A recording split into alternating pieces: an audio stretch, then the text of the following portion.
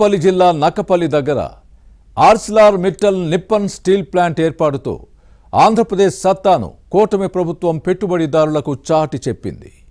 ఇది ప్రతిపక్షానికి ఎప్పట్లాగే మింగుడు పడడం లేదు.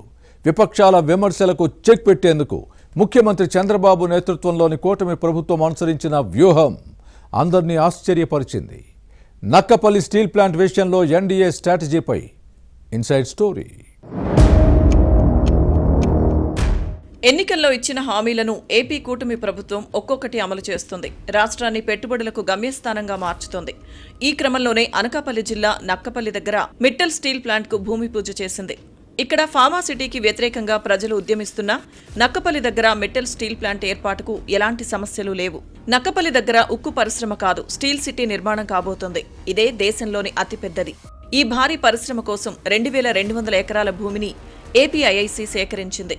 పక్కనే ఉన్న రాజయ్యపేటలో బల్క్ డ్రగ్ పార్కుకు వ్యతిరేకంగా ఆందోళనలు, నిరసనలు జరిగాయి. కానీ ఈ స్టీల్ ప్లాంట్కు వ్యతిరేకంగా ఒక్కరూ గళమెత్తకుండా పని పూర్తి చేయడం గమనించదగ్గ విషయం. చివరకు ఎక్కడైనా లోపాలు వెతికే వామపక్షాలు సైతం ఇక్కడ అభ్యంతరం చెప్పలేదు. వారు కోరిందల్లా ఈ ప్రాంత ప్రజలకు ఉపాధి కల్పించాలని మాత్రమే. స్థానిక మంత్రి వంగలపూడి అనిత, జిల్లా కలెక్టర్ విజయకృష్ణన్ కలిసి ఈ ప్రాజెక్టు కోసం ఎంతో కృషి చేశారు. పరిశ్రమ భూమి పూజ సమయానికి ముందు లక్ష్మీనివాస్ మిట్టల్, ఆదిత్య మిట్టల్ వస్తున్నట్లు ఎలాంటి సమాచారం లేదు. ఆహ్వాన పత్రికలోనూ వారి పేర్లు లేవు. కానీ ముందు రోజు సాయంత్రానికి వారు వస్తున్నట్లు ఖరారైంది. భారీ పరిశ్రమలను తీసుకొచ్చినప్పుడు ఏపీ ప్రభుత్వం చేస్తున్న కృషి ప్రపంచానికి తెలియాలని ముఖ్యమంత్రి చంద్రబాబు భావించారు. పెట్టుబడులకు ఏపీ అనుకూలమని ప్రభుత్వం చెప్పడం కంటే ప్రపంచ స్టీల్ దిగ్గజం లక్ష్మీ మిట్టల్ నోటితోనే చెప్పించాలని అనుకున్నారు. అందుకే పట్టుబట్టి వారిని రప్పించారు. ఫలితంగా speed and is of doing business లో ఏపీ అత్యుత్తమమని మిట్టల్తో చెప్పించగలిగారు. అంతేకాదు, పరిశ్రమ ఏర్పాటుకు అవసరమైన పర్యావరణ అనుమతులు, ఛత్తీస్గఢ్ నుంచి పైప్ లైన్ వేయడానికి పర్మిషన్ కూడా వచ్చింది.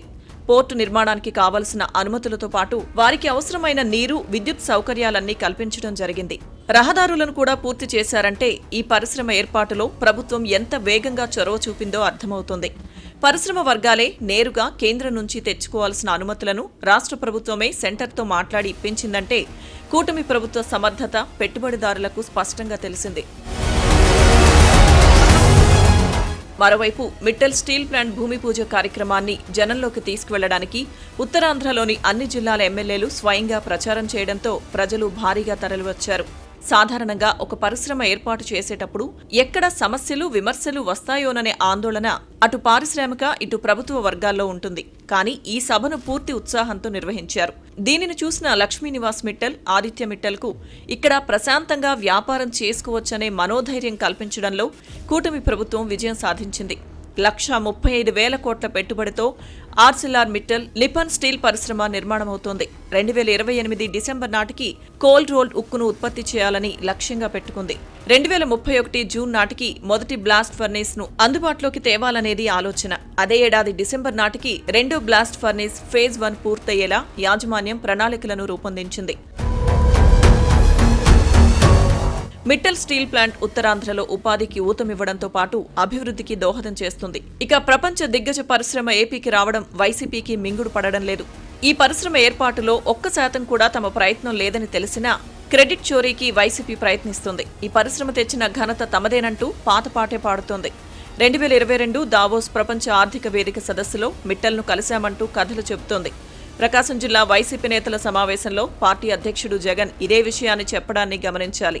అయినప్పటికీ ఈ పరిశ్రమను తాము స్వాగతిస్తున్నామని ఉత్తరాంధ్ర వైసీపీ నేతలే చెబుతున్నారంటే విపక్షాన్ని సైతం నోరు మెదపకుండా చేయడంలో కూటమి విజయం సాధించిందని స్పష్టంగా చెప్పవచ్చు. అంతేకాదు, వైసీపీ హయాంలో ఇలాంటి ఒక్క కార్యక్రమమైనా చేశారా, ఒక్క పరిశ్రమనైనా తీసుకొచ్చారా అని ఇప్పుడు ఉత్తరాంధ్ర ప్రజలు ప్రశ్నిస్తున్నారు. కూటమి తెచ్చిన ప్రతి పరిశ్రమకు క్రెడిట్ చోరీ చేయాలనుకుంటే జనాలేమి చెవిలో పువ్వులు పెట్టుకోలేదన్న విషయాన్ని వైసీపీ నేతలు గమనించాల్సిన అవసరం ఎంతైనా ఉందని ఉత్తరాంధ్ర వాసులు అంటున్నారు. జనం మాటలతోనైనా ఫ్యాన్ పార్టీ నేతలకు కనువిప్పు కలుగుతుందో లేదో చూడాలి.